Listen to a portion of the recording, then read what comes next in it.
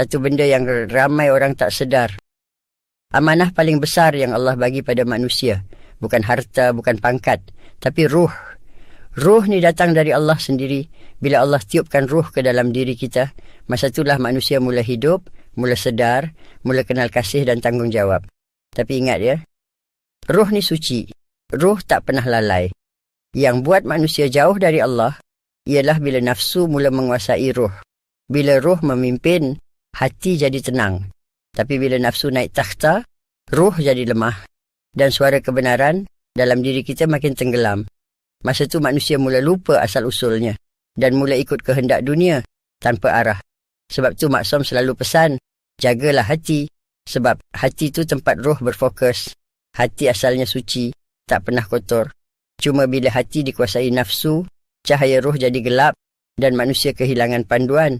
Roh ni yang akan kembali kepada Allah. Nanti roh ni jugalah yang akan disoal. Apa yang kita buat dengan amanah hidup ni?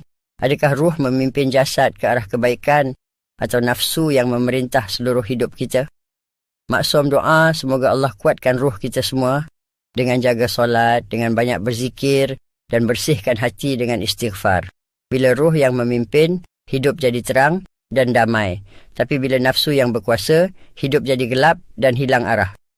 Maksum pesan, ya, jagalah roh kerana di situlah letaknya amanah tertinggi seorang insan